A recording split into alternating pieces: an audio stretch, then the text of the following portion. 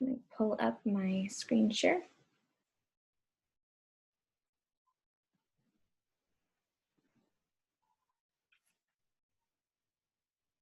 Okay, so a little bit about myself. I'm Kate Chalupa. I've been interning at Dallas Jewish Historical Society since January. I have a master's in library science and archival management from UNT, and my undergrad was a bachelor's in studio art from Southern Methodist University. Today we will talk about types of photography that include wet collodions, cyanotypes, drugstore prints, and also print types or format types, which could be card-mounted, carte de vista in a picture frame, or photo accessories that include film negatives, contact sheets, and cameras and camera lenses. So let's get started. So photographic prints come in a variety of types. This is a cyanotype, which the English scientist and astronomer Sir John Herschel discovered the procedure in 1842. A cyanotype is a photographic printing process that produces a cyan blue print. And it might look familiar because engineers used the process well into the 20th century as a simple and low-cost process to produce copies of drawings, referred to as blueprints. So this is actually a cyanotype that I created. So I mixed the chemicals together, put the chemicals down on a piece of paper. And for this, it's a contact print, meaning I placed the flour on top of the paper and exposed it using the sun as UV rays, and then cleaned it with water. And then this is the product. So here's the next. Gelatin silver process is like a normal darkroom process using negative film and printing paper. And this is also a print that I created. I shot the picture using film and then created the print in a darkroom.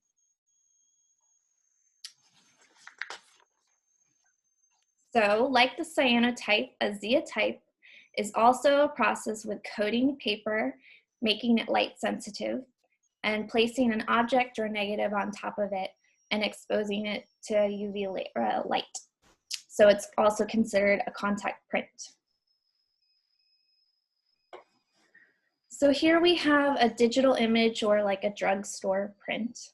My family has hundreds of these drugstore packets with photographs from childhood events that include parties, vacations, things like that. They usually came in a packet with negatives inside, sometimes a CD of the scanned images. I'm sure most of you guys have the same thing in your house from special events and things in your life. So here are some slide frames. Slides are pieces of celluloid that are often framed in mounts of cardboard or plastic. Most mounts are roughly 2-inch squares, but you can tell different slide formats apart by the size of the actual image. So you also may still have some of these at your house from family vacations. So these are also something that may be around. The pletnotype was invented by William Willis of Bromley in 1873. By 1892, it became the preeminent printing process for artistic photography. In 1916, the First World War imposed a ban on this use of platinum. So Willis devised palladiotype as a substitute, but platinum paper made a comeback in 1920. Since this ranges for so long, this time span, you may have one of these in your house as well. So there are also a variety of photo accessories. So here we have a contact sheet. A contact sheet is created using the same process as gelatin silver print. Here is a 35mm film contact sheet. The sheet basically provides you with a positive print of all your negatives to help you decide which ones you want to print in the darkroom. So here are some film cameras and lenses that I have, but you may want to archive one of your cameras that was handed down to you, or just something that you have to keep with your collection. So photographs can come in a variety of formats. So here is a framed photo. To me, it looks like a family tree or collage. I actually found this at a flea market. So this is just an example of a framed photo. So here is a cabinet card or carte de vista. So it's mounted on like a thick cardboard cardstock. So the carte de vista was displaced by the larger cabinet card in the 1880s. In the early 1860s, both types of photographs were essentially the same process and design. Both were often albumin prints. The primary difference was the cabinet card was larger. Despite the similarity, the cabinet card format was initially used for landscape pictures before it was adopted to portraiture. So here, I think that this is a cabinet card because of its size and how big it is. The carte de vista were more of like trading cards between friends and family. So they were usually the size of your hand or like smaller size. The wet collodion glass plate. The wet collodion is an early photographic technique invented by Frederick Scott Archer in 1851.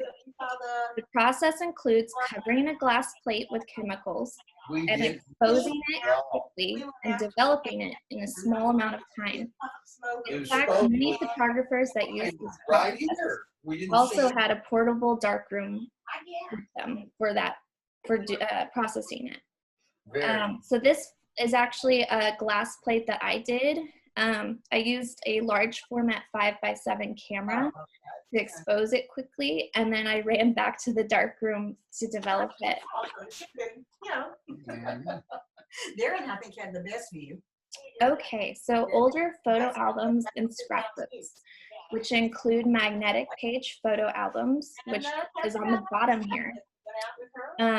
So a magnetic page photo album contains cheap cardboard pages and adhesive and plastic covering that gives off acid over time. This deteriorates the photo's color, leaving stains and making it hard to remove the photos without damaging them. You may have experienced any of these problems if you have a magnetic page photo album. Can you ask Susan to mute? We can hear everything. Got it. I thought it was on mute. I'm sorry. I thought I had muted it before. Here. Oop, it said it was on mute. I don't know why. I apologize. Okay. So, do you see this participants thing here? No, right. Okay.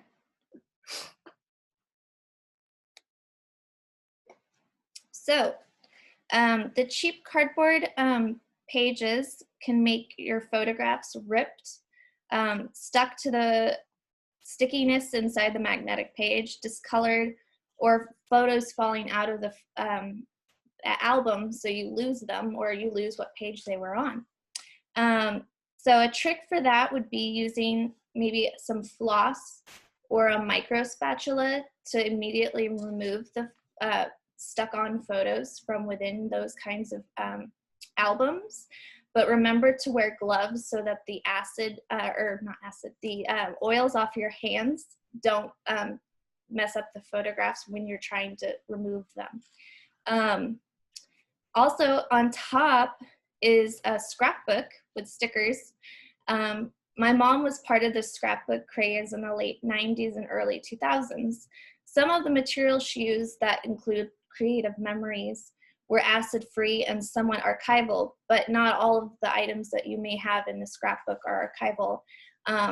So you may want to make sure that you have a duplicate image or photo from, if you used a drugstore print, you have a spare one that's not in the scrapbook. But if that's the original, you may want to take a digital scan of the scrapbook page or photo just to keep. But if you have a magnetic page photo album in your collection, I recommend you looking at them and making sure that you can still remove the photos, but I recommend transferring them out of those kinds of albums because it's so bad for the photos. But if there's writing inside of the, on the pages, I suggest taking a digital scan or a photograph of what was handwritten in the pages before removing the photos. So the goal when archiving photographs at home is to prevent damage, create organization, and preserve history. You can prevent damage, like preventing light damage, dust, overhandling of photos, and photos from sticking together from heat. Those are just some of the things. So here, avoid paper clips, tape, and Post-its. As you can see on this photo, tape was placed that was non-archival on the bottom of this photo, and it is unable to be removed because it was not archival tape. Oops. I also found this at a thrift store, but I just thought the photo was so cool that I wanted to get it. Okay. So store in a folder upright or where items can lay flat. We want photographs to not bend but be secured. If it's standing up in a box, you may want to use a folder to prevent sagging or bending from gravity over time. If it's laying flat, you won't have that problem. Use sleeves that are larger than the original. Don't force an object in a sleeve. Give them breathing room. So it's kind of, you just don't want to shove a 4x5 print inside of a 4x5 container. Using clear sleeves on photographs allows you to look at an image without touching it. So using sleeves will allow you to preserve it, but also allow you to pass it around, photos around without gloves at family gatherings, as well as reading the information on the back about what the photo is or where it was taken. So those are helpful. Display only duplicated items around the house, not the originals. Here we have an original photograph in a frame hanging on the wall. The daily sun exposure will create a fade to the image and leave a ring around the matted photograph. Prevent this by displaying duplicates. That way, when sun damage occurs, it can be disposed of without worry or that the original was damaged. I have a question. Yeah. If I can ask you now, but I have a bunch of original, is it sepia and some other black and white photos from probably some of them over 100 years old, and they're beautifully framed and they're in like antique looking frames, and I took great pains to do all of this, and they're in our hallway, and it's a very dim light. I hardly ever have the light on, but when I do put it on, it's a very dim light anyway in the hallway, and it's not exposed to sun. Are they pretty much okay there? Or should I still be worried? If it's in a dim hallway, I would say if it's not with direct light, it should be better than if it was near a window. Especially if you had it custom created. I wonder if they use, there's glass that is not tinted, but it has UV ray protection. So I don't know if it was custom where you got that put in as well, but there are custom glass frames that have a UV like exposure protection on the images that are behind the glass. So that's something maybe that you want to think of too.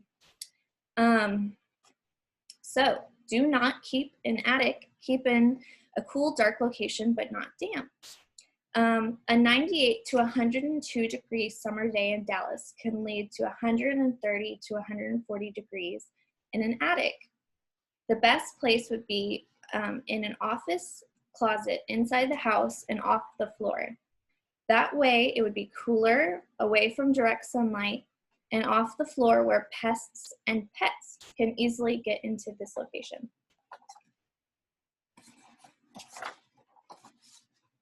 Create organization. Create structure and order. For example, keep photos taken on the same negative together. Don't keep us, oh, whoopsies, I'm on the wrong one. I'm so sorry.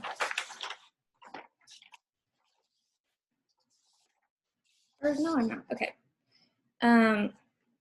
Don't keep a storage container full of jumbled up photographs. So I know like my parents are guilty of this, just like, you know, all the events from my childhood, birthday parties and stuff like that, with the drugstore prints, they just kind of shove it to the side. But there is a point where creating a little bit of organization can keep the memories and history of the items intact. So preserve history.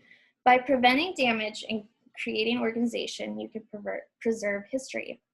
Another important factor is writing down information about photographs, such as the names of the people in the photo, ages, maybe the location or year, anything that you think is important to keep information-wise about the photo. If you discover photographs that are falling apart, have insect damage, or what appears to be mold, remove from the other photographs and place in a slipcase. Place it aside, and you may want to consult an archivist. Removing the item that seems to have an issue, especially if it's mold, you'll want to remove it from the other ones so it doesn't, you know, contaminate or infect the other photographs. Hey, Kate, can I ask a question? Yeah. It's Tiffany. So you said that you should write down information about photographs. Mm-hmm. How do you suggest keeping those in your archive? So would you put them in a notebook with the photographs, or how would you, what do you suggest for that? So to keep track of the photograph, writing it on the back with a pencil would be beneficial for future generations, or for archivists if your family chooses to eventually donate your materials. But asking older family members and friends to fill in the blank on some of these names and dates and such, and writing it on the back of the photo with a pencil, number 2 pencil, is important. So it's with the item. Okay, so that's a preferred method of keeping all that stuff together. Okay, got it. Thank you. So here, use only pencil and write softly on the back. Oh, too soon, sorry. Use an acid-free, if you're unable to write it on the back, or you just don't want to, I suggest placing it in a sleeve and writing on an acid-free piece of paper and slipping it in with the photograph. That way it's with the item, but also it's acid-free, so it will not affect the photograph. So here are here's a list of some recommended items that I think is important to have on hand if you're looking to archive or keep some of your stuff safe. A pair of white cotton gloves, which can be washed and reused, so when you handle the photographs. Polypropylene sleeves, they come in a variety of sizes and some hold multiple photos. So you want to not use vinyl or plastic as it is it's chemically unstable, and it has a softener which can emit damaging hydrochloric acid as it deteriorates. You can detect that by it gets yellow, brittle, or even starts to crack. So polypropylene is chemically safe and pH neutral, so you want to use those with your photographs. And acid-free boxes, if you're storing, like I said, your photos and folders together, or you can even use those with documents. So depending on your collection, polypropylene negative sleeves. So if you have those drugstore packets or a lot of negatives in your collection, you can archivally keep them together with a actual sleeve for negatives that are polypropylene, so safe for film and negatives. Glass negative separators. So if you have wet collodion or glass plates, you don't want to use plastic. You want to use, it's like a cardboard material, and you place them in between the glass plates so they don't get scratched. And acid-free folders, which can be used to organize your photos in the boxes, or flat if you want to just contain items together. Here are a couple of archival stores online that you can order products from. The items that I covered today are on these websites, as well as a lot of other items that you can get. So I just wanted to quickly go over a couple of Society of American Archivists archival terms. One I really want to go over is term naturalness. It's the accumulation of documents as a residue of their creator or functions, which I think is really important.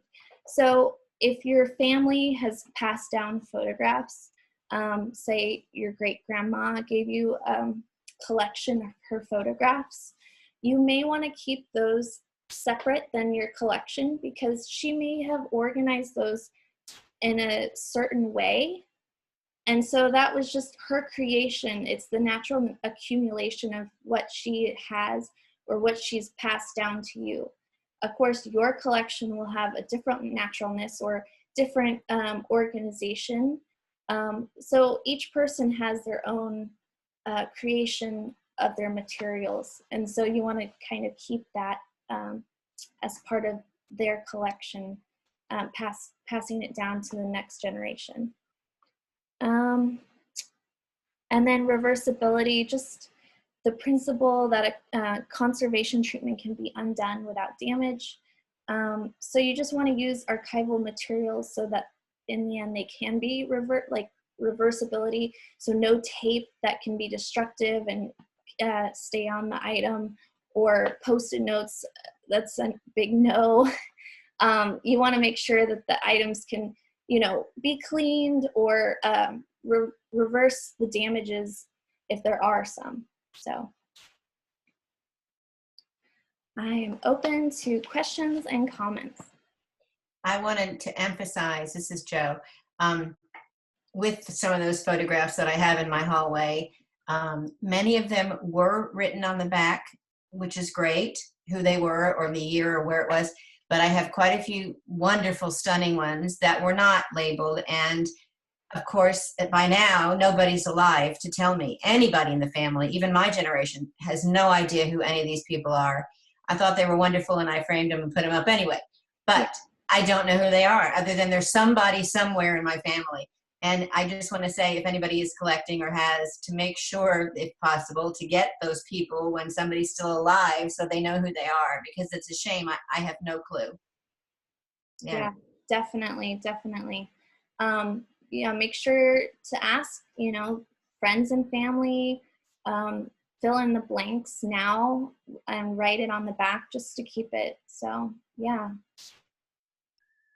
Katie, this is Susan. I apologize. I thought it was on mute.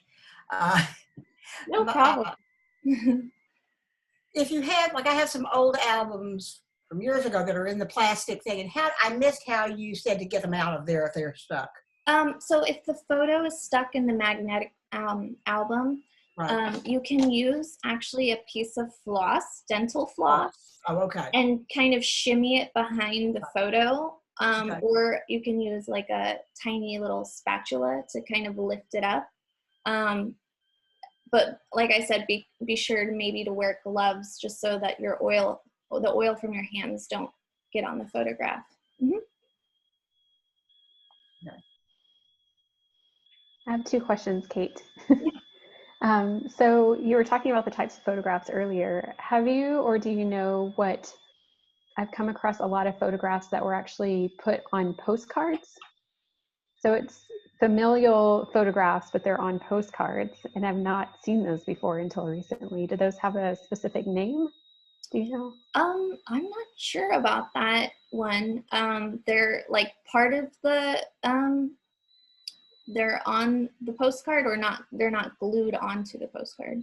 No, it's like the postcard and it has the proper lines and postage space and stuff like that marked on the back. So, but it's Yeah. all So from a those are specific those family. are actually pretty interesting. I want to jump in and share this because postcards were actually one of the first commercial ways that you could print family photographs. When cameras started becoming more accessible and you could purchase your own paper and your own like wet plates or like film from back in the day, those postcards, the postcard stock was the most accessible for a period of time. I forget the exact date range.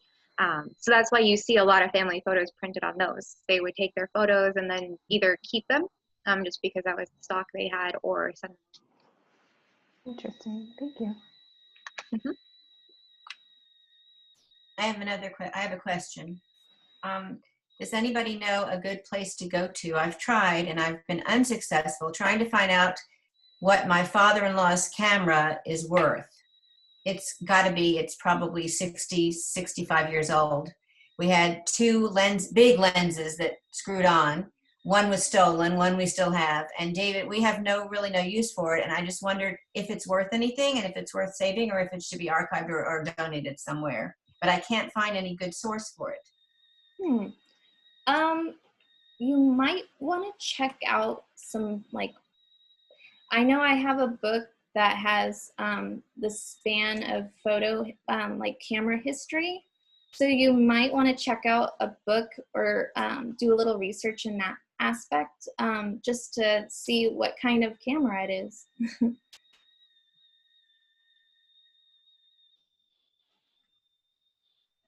Okay, one more question. Yeah. Earlier you were talking about the plastic sleeves for the photographs that you're kind of archiving. Mm-hmm. If the photographs are going to be scanned and not touched again, is it suggested to put them in a paper envelope? That way I can write on it, or is it still recommended to keep them in the plastic ones? Like an acid-free, pH neutral. Yeah, Pat tested. Yeah. I would say it's a personal choice. Okay. Yeah. I choose to do it then. I don't know if this is pertinent or not, but I have a diary from my mother when she was like 15, 16 years old. How do you preserve a little book like that? I would say you might want to just wrap it in some acid-free tissue paper and then keep it in a box. I think that's the most safe practice that you can probably do. Mm-hmm.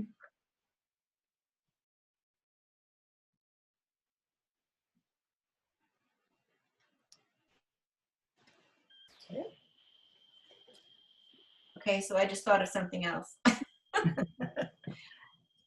And now that I'm thinking about it, when you said preserve the book, I have some pictures that are displayed that I have, again, not only do I not know who they are, but I was curious when they were taken, and there was no marking on it. Some of them have a date or the photographer or whatever, but some don't have anything on it. Is there a good source for that, to find out somehow around when a picture was taken, a photograph was taken? I can link in probably the Facebook page. There's a website that I use. It shows a variety of photographic types, and you may be able to, just based on the description and the look of the photo, be able to tell what the photo was, type was, and then you can figure out what the date range may have been. Okay, great. Thank you. Mm-hmm. But yeah, it's all about using those clues, kind of the type and the time period, maybe how they look, if there's people in it. Those are all, it's kind of it's a scavenger hunt or something. And it's fun. It's fun to do too. Yeah. It's interesting. Yeah. Keeping me busy during quarantine. Yeah. I found that looking at license plates, if cars are in the photograph and you can see the license plate, I've identified a couple that way too. Oh, wow. Mm-hmm. Just like Sherlock Holmes, really.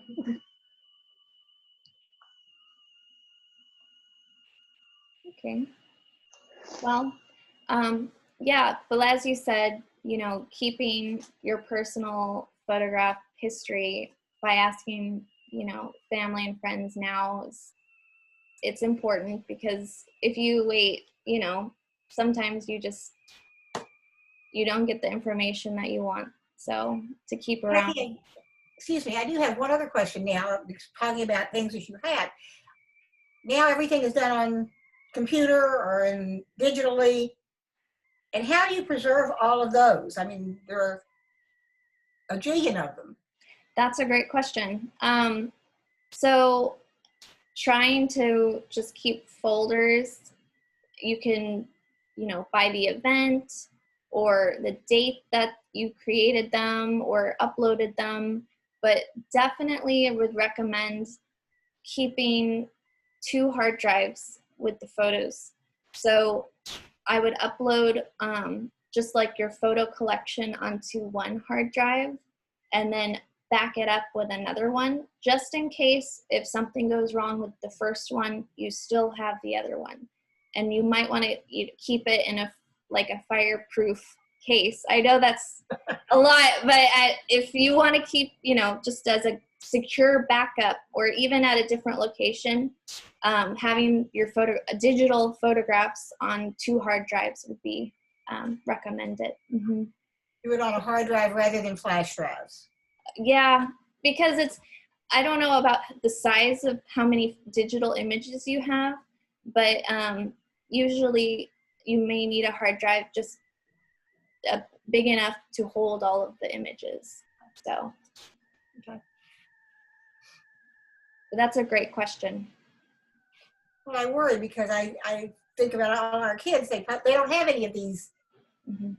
things to hold and look at. And, you know, I try to make books of everything, but Yeah. There's something about holding a picture. Yeah, for sure. Okay. Any other questions or comments? This was very informative. Thank you so much. Thank you no very problem. much.